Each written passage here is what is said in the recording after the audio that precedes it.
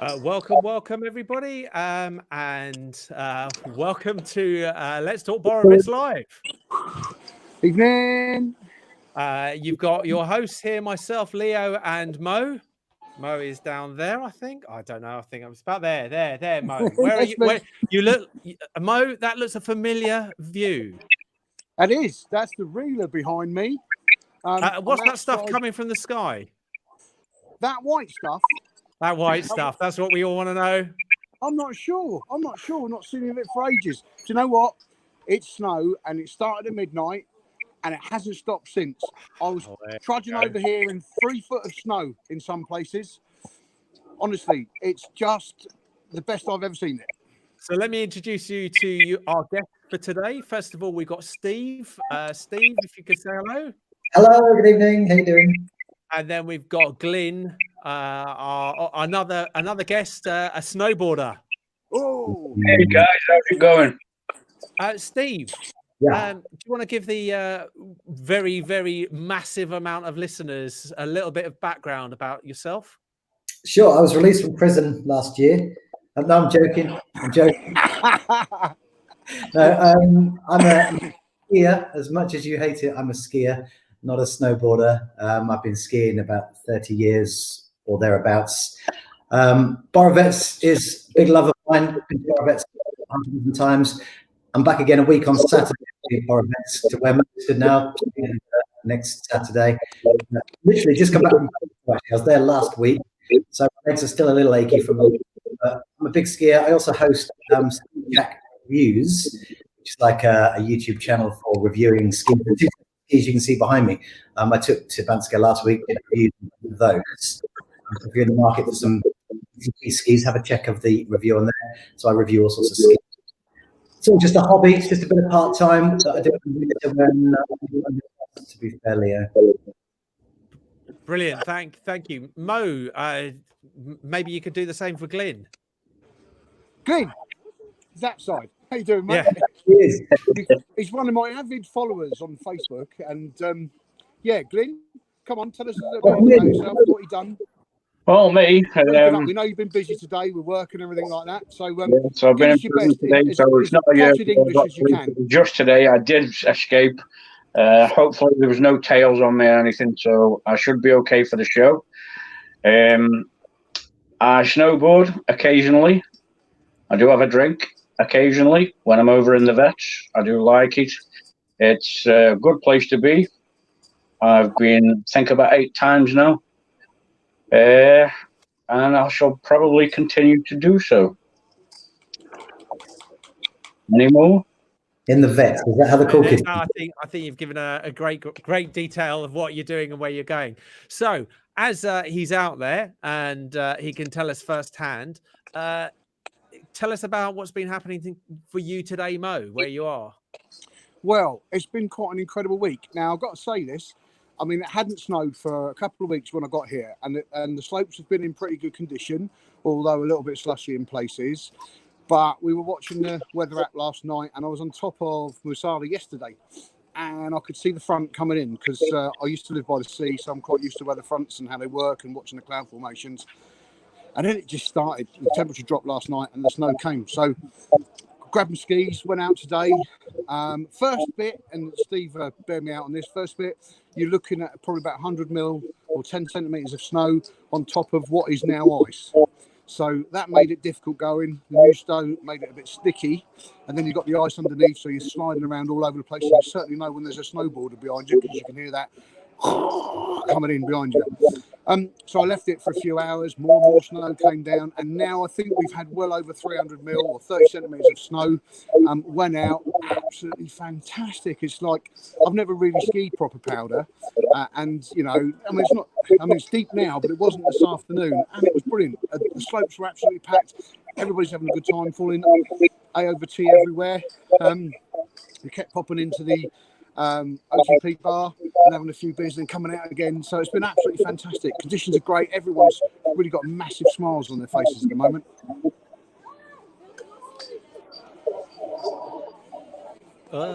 Sorry. Was you weren't paying attention, were you? No, I wasn't. So So you've had a great time skiing. You've been out on powder. Steve, as our skiing expert here, talk to us about powder on skis. Powder, potentially change the skis mode, depending what sort of ski you're skiing on. Powder skis are very different to these skis, which are very different to racing. So you want them slightly more floaty skis if you're playing in the powder, and more your knees to get yourself up and around. It's not probably not the powder you're used to, Steve. We're probably talking about a couple of 100 mils of the stuff. But if you're on really thick skis behind me, if you tried to tackle powder in those, you'd have no chance.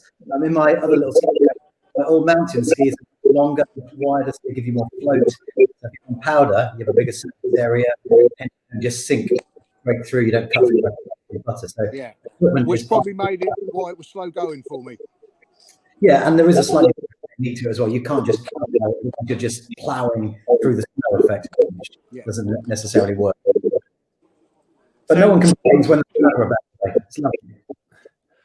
I mean, powder to snowboarders is a very different experience. I mean, you know, Glyn, did you ever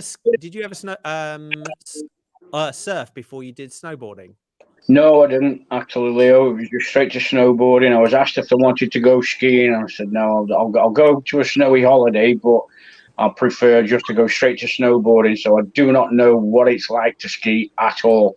I keep saying I'm going to go and try it, but no, I'll stick to the board. I'm going to stick that way. I'm too old to learn new tricks, I reckon. But with powder on snow, when it's deep, fresh powder, it's just absolutely phenomenal. It's like surf the earth, dude. It's absolutely brilliant. You've got to lift your front foot, step on your back foot, lean back a little bit, and just go with the flow. I absolutely agree. I did Marmaduke number 3 this year in powder, and it is just, you come off with such a smile on your face going up there. It's beautiful. A couple of people are saying, Steve, that there's sound. I don't know where your mic is. It's difficult to hear you on your mic, so I don't know where your mic is on what you've got. But a few people have made that comment. Right. So, and just on that one, Leo, yep. I can't hear Glyn at all. What you mean? Because he's not speaking English. Not a bad thing, Glyn. He's a snowboarder. It doesn't matter. Yes, we know where this conversation is going, which is great. Love it. Love it. So it's going up snowboard. So the places I found with powder that I really liked there was Marmaduke number 3, Fonfon. Steve, have you done Fonfon much? I have. I'm not a fan of that, but if I'm going to ski Borovets, I just like the Astromech over. I like the team nets and the one in the middle. Is that the Pampalovo in the middle? Yeah. I like those. I'm not such a big fan of the drag lift on the top. One of those drag lifts is almost like torture, isn't it? One that just kills you going up. So they call that the killer. Yeah. Oh, yeah. Well, I'd rather Borovets. I'm with my girlfriend who's watching. So we do the Astromech. She likes to sit in the bin of the Astromech. We do it yesterday, club sandwich or whatever it was, there and do a thing, and I can around. I know exactly what you mean. That's an interesting question on there. You've already covered there, Steve. So your favourite runs that you prefer to do are Astromechs. I assume that's number 3 and number 1. Are you a number 1 fan as well? Number 1 is okay if you're going all the way to the bottom. You can just help down, much quicker route down. But the number 3, the one we did yesterday, Pampalovo, is it the one? That's quite a nice one. So the one, as you go down, splits left, goes straight. It's Pampalovo. Popolangelo. That's the one. Yeah. We're really struggling. We're really struggling to hear you, Steve. I don't know what the thing is on your side. It's like there's a feedback. And have you got it running two echoes or something? I'm doing a Mick Miller on a Steve. I'm struggling to stand up because I'm on a sheet of ice. It's open. Can you hear me? I don't know what it's like. You've got something, or you've. It may be. Can I suggest, Steve? Just go out and come back in again, see if it connects, and we'll carry on and come back if you try and disconnect. Don't leave me alone with two borders, Steve. Back in a moment. The dark side is calling you, Mo. This is it. Right, that's it. Look, here you go. We've got rid of him. Right, Glyn, we've got him between us. This is it. Time to that's it. Time to the dark side. Okay, while Steve's not here, and we carry on, I was just wondering about some of the questions that we normally get. I'm looking for some questions. Anybody who's got questions, please put them up. We've already talked about the various different things of just the weather out there. Just to show that in the real world, I'm going to just bring this up so you can see. A lot of people will complain about this site because it's not, is it real? Isn't it real? But when it's this close to going live, be the day, and it's saying 26 centimeters of snow at the bottom, 26 centimeters of snow. Mo, do you feel that's what's happening?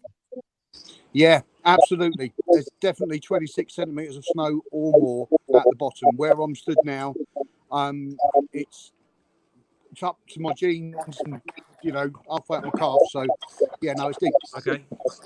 Steve, you're back. Can we hear you now? I'm back. I'm on my mobile this time. Is that any better?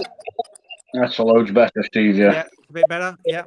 If you want to flip it through 90 degrees, it may look better, but that's fine. So we just talked about that's it, perfect. Look at that. We've just gone through and talked about the fact that it's 26 centimeters of snow due.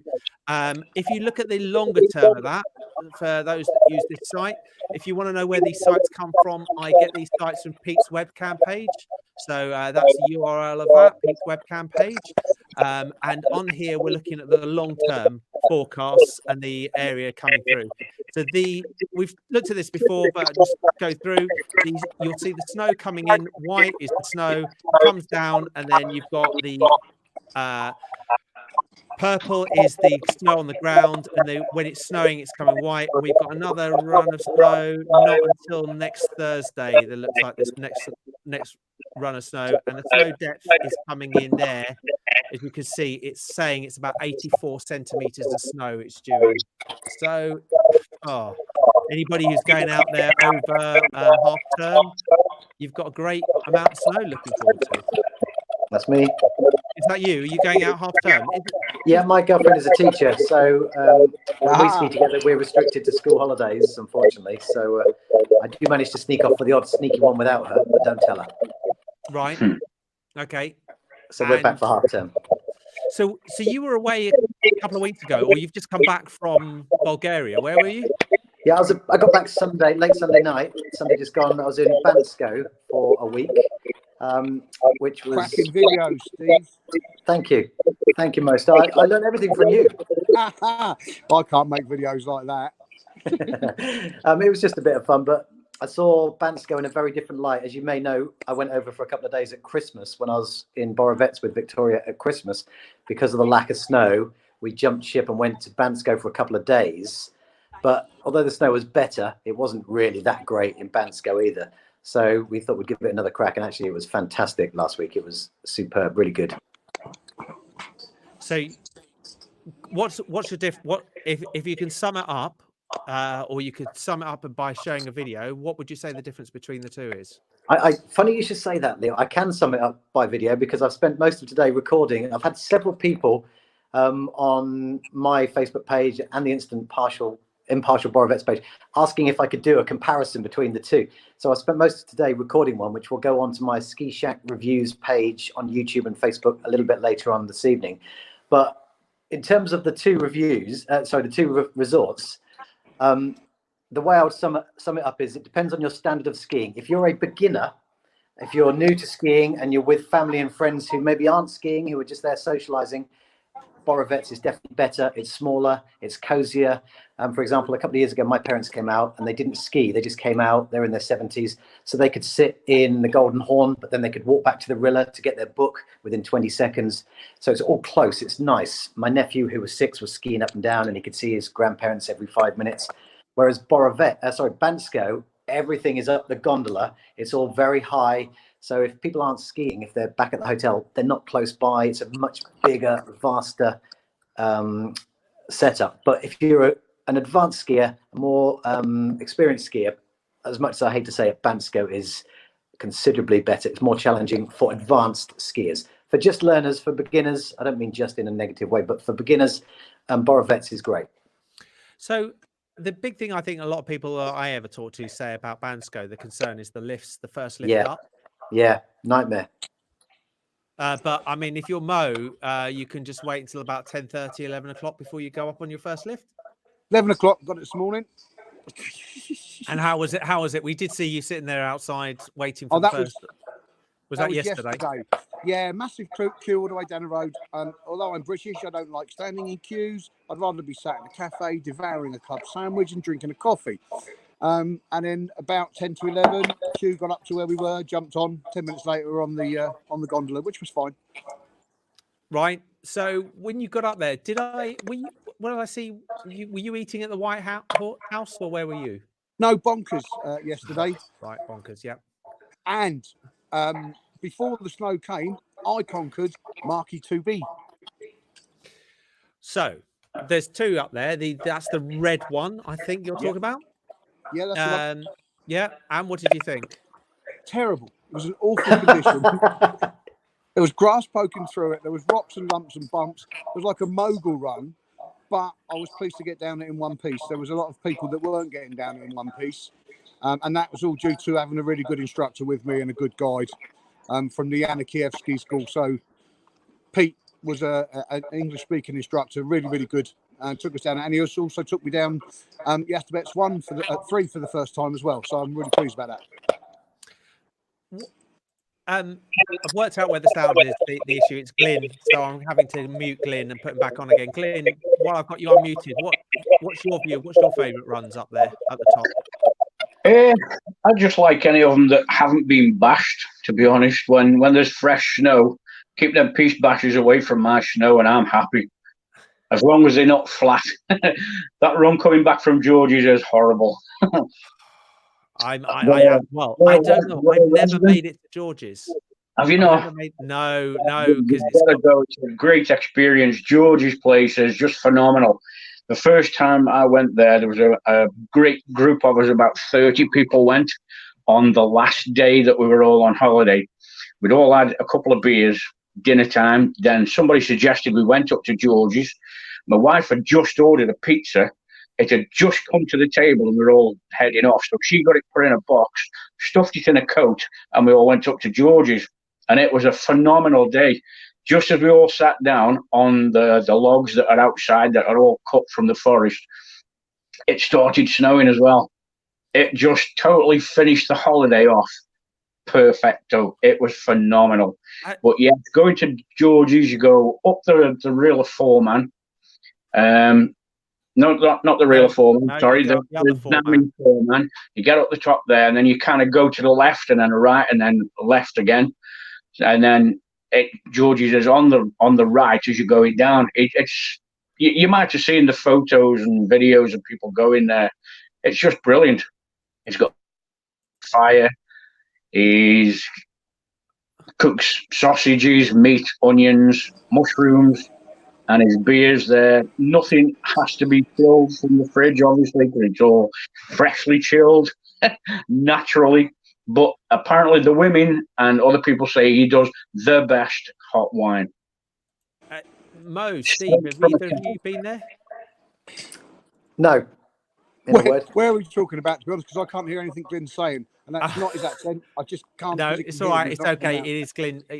I'm muting and putting it back. So he's talking about George's. George's, you go up the four-man, the name's gone out of my mind, the other lift.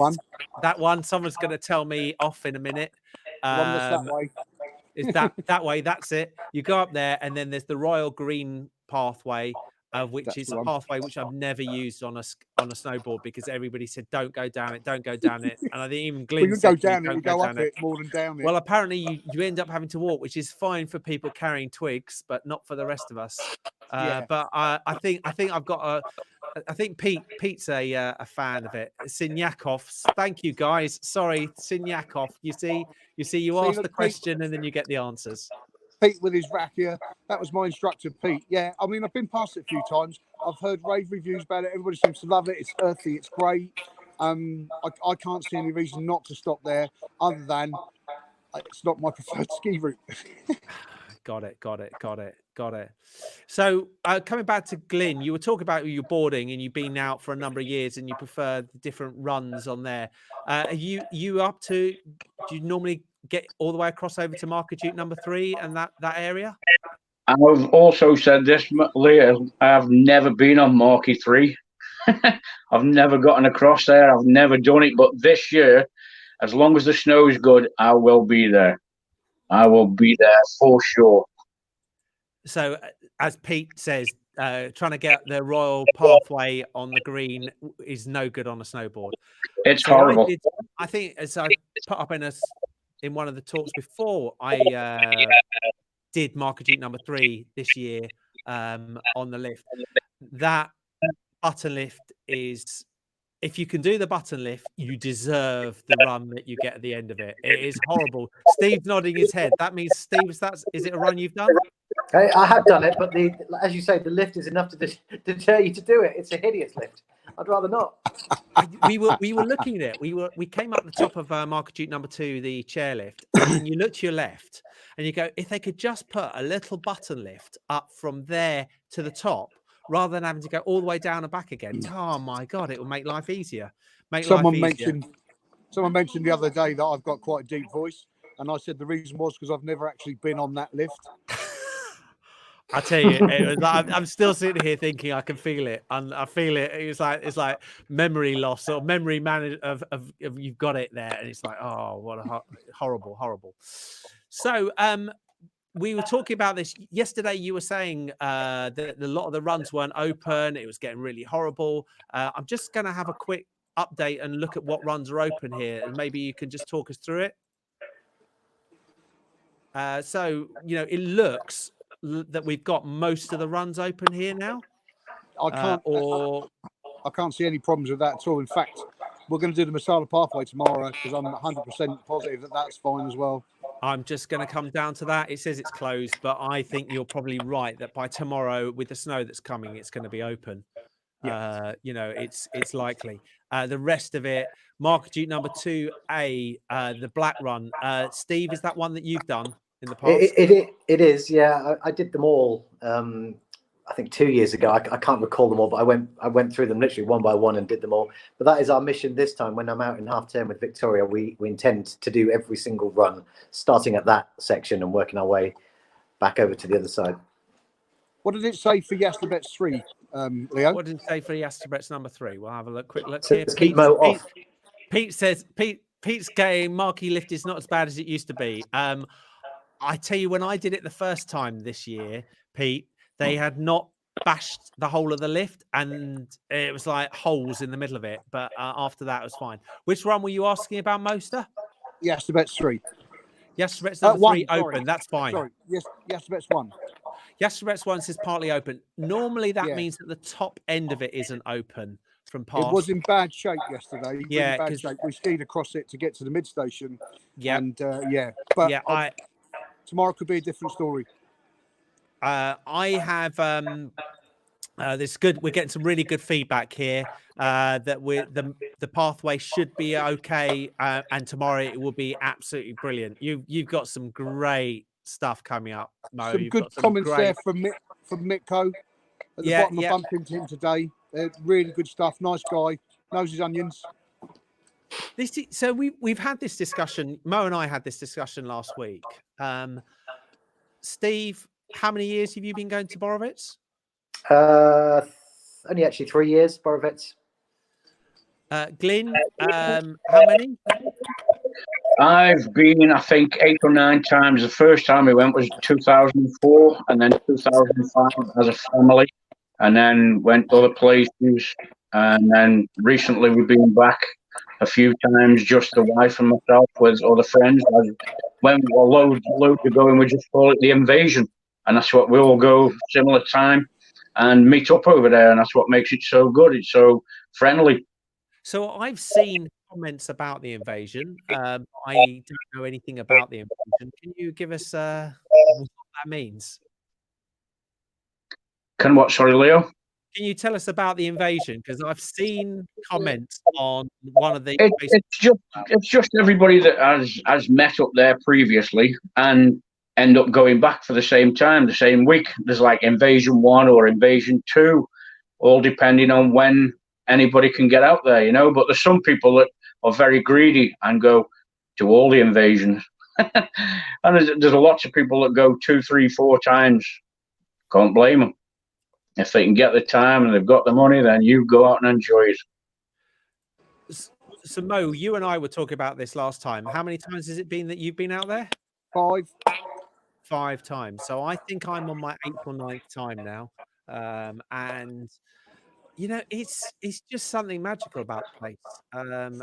You know, and sitting there watching you, you know, we're all sitting there watching that snow behind you, Mo, coming down. I don't think Christmas ever ends there. I don't think they ever take that Christmas tree down. You know, it's just a great place. It feels like home, even though it's not home. Do you get that feeling? I'll tell you why I keep coming. I first of all came out with my family, and they're not really skiers. But I really enjoyed myself, and I enjoyed everything that was out here. And I came a year later, or a couple of years later, with a ski boarder, with a snowboard, a friend of mine. And that's when I started doing the blogs. And it was because we turned up and everyone was asking on the forum about the snow.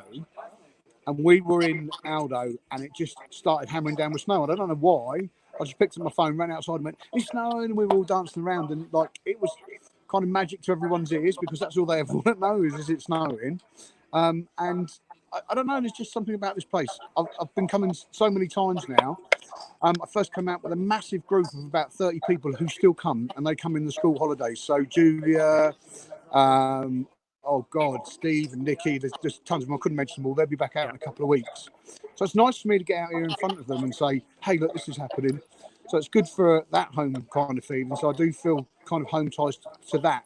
But now I'm turning up at resort and people are saying, you know, they'll get, "Hey, you know, I'm going to restaurants and stuff," and it's like high five. "Hey, how you doing? You back again? Sit down." Usual stuff, you know. It's really nice.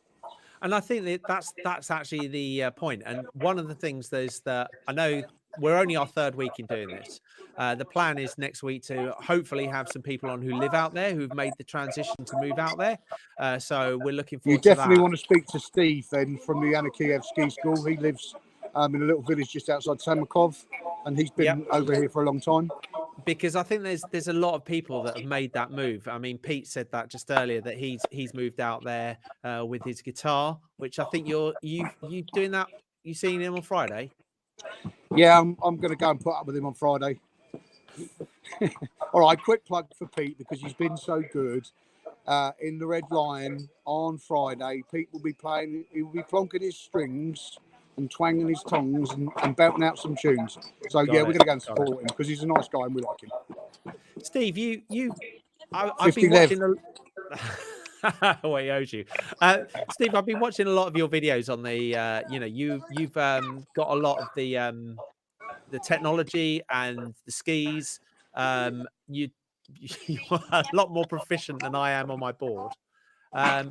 You still find it challenging, obviously, going out there. But why, you know, in particular, are you seeing a lot of new technology that you've been using on your boards recently that you're enjoying? I missed the first part of what you were saying, Leo. I'm sorry. That's all right. That's okay. It was a long-winded question, wasn't it? What I was going to say, you're reviewing a lot of the stuff, the technology stuff, Steve. Yes, yeah. I've noticed it recently on your Ski Shack stuff. Can you just talk us through what you've been doing on there? Yeah, I've been in the last week. I've reviewed 2 different pairs of skis. A lot of people might not realize just how different skis can be, and the different jobs skis do. The orange ones behind me were horrific. There you go, those ones. Fantastic skis if you're going edge to edge, carving hard, fast. But if you're just dawdling down the mountain, absolutely terrible. They're not designed for that. So we're just looking at the comparison between those normal piste skis, but also heated gloves, heated socks, heated vests, just all the little comforts that might make skiing a bit more enjoyable. We're looking at those, comparing those. as well as the skis and bindings and things like that as well. So the other thing we normally cover very quickly, just for those people who are coming out, is they talk about the exchange rates. So I just wanted to bring this up because this always comes up as a question. So at the moment, I'm looking at the Borovets exchange rate of 2.25. People are asking. If you want to know where that is, that's the Crown Exchange, which is next to the Green King pub, not Green King. What's the pub called? It'll come to me in a minute. John Smith's. John Smith's. John Thank Smith's. you. Yeah, Just past Franco's. it is. John Smith, between John Smith's and Franco's, there is that one, the Crown Exchange there. It is cheaper or a better price than everywhere else. But it's not varying too much this year. The exchange rates are staying pretty similar to what they are every year. But it's always worth getting the right place, which normally leads us on to a most to top tip about something. Yeah, most of the top tip. I've noticed this year that some of the prices in restaurants are a little bit higher than they have been. So it makes sense to shop around first, have a look around, and stick to the draft beer because the wine can be rather expensive. So the wine can be expensive, yeah. Yeah, we paid just over £15 for a bottle of Bulgarian wine last night, which the average price in the UK of that particular bottle, because I know it quite well, is about £6. So even with corkage and stuff in the UK, you're probably going to pay similar price to that. So about £12 to £15. So I thought that was rather high. So the top tip that I'm going to give everyone, which everyone always gives me when I come out here, spend the night in Samakov and have dinner down there. So, Steve, I know that you are looking at Mo's picture. That's the hotel that you normally stay in, if I'm right, the Reeler. Yeah, I'm always a Rilla man. Yeah. Okay, where's your favourite place to eat? Oh, blimey. Well, the trouble is with the Rilla, and not so much the trouble, but the Rillas, it's food included. So we generally don't go out for dinner a great deal. We have been to the one opposite the Rilla, right on the corner. Is it Black Tiger?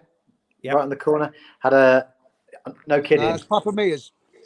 Papa Mia's. That's it. Yeah. In fact, if he turns the camera around, he could probably even show us all the camera stationary. Over Mo's right shoulder. I had the world's biggest chicken kebab on a skewer. It was literally about 2 foot long. But on the whole, we are quite boring in that respect. We stick to the Rilla. We paid for the food in the Rilla, so we stay there. Whereas I get everywhere. Well, see, I'm not a party person. See, I like to be in bed by 9 o'clock. I'm not a big drinker. I ski hard and I'm knackered. Yeah, I know exactly that. Glyn, where's your favourite places to eat? Same again, mate. We just go to hotels and everything's in with the food. But now and again, we do go out. We do keep promising we're going to go to Titanic and have one of its steaks. But we usually just go there and drink and have a good time. Because Titanic is a real good place to go. Very friendly. Nice big open fire, as most places are. But we have actually been down into Samakov once and had a great night down there. And boy, the prices are different. I think that's a really interesting thing. I'm hoping that one of these weeks we're going to have Carol on. She lives down in Samakov, and some. Saw Carol today. Did you? Yeah, somewhere up there near the OTP bar. What's it called? Which one? Next to the OTP bar. Coming down the slope. Silver Fox. That's the one. We were in there today. Blimey, there's a car. Yeah, I should have a map of where everything is. Yeah, that's it. Someone actually did put a request on the one of the Facebook pages of could we get a map and annotate where all the restaurants were and everything. So I think if someone can come up with a restaurant locale map as a ski guide for people like big groups that want to meet up, that would be a great idea. Just throwing it out there. Yeah, well. It all changes, but I think that's a good call. I think Pete's saying it's the Silver Fix. I think it's the Fox, but I'm sure there's a reason why he's giving it that name, but I'm not going to get into that. He's dyslexic. It's dyslexic. Okay, so just the last thing on that then, Mo, the other places that you've eaten this week or any new ones this week and anything? Yes, a couple of new places. One we've really enjoyed and we've been back to twice was the White Horse. Someone recommended it. Really, really good. That's one with a rather expensive bottle of wine. Other than that, the food that you can get and the meats and everything, great. But the best thing about the White Horse is the service is absolutely incredible, and they bend over backwards to look after you. And every night you pass it is always full. So that tells you something, and it's full of a lot of Bulgarian people as well. So that's always a good pointer. We tried the China Moon, and it was okay. It was okay. I gave it 7 out of 10.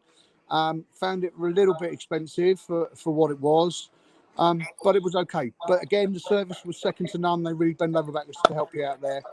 But for my money this year, my top place to eat, and I'm going to go back there tonight, is Victoria's, and you can't fault it. The food's great. Love it. And I know people go, oh God, Victoria's. It's a chain. It's consistent.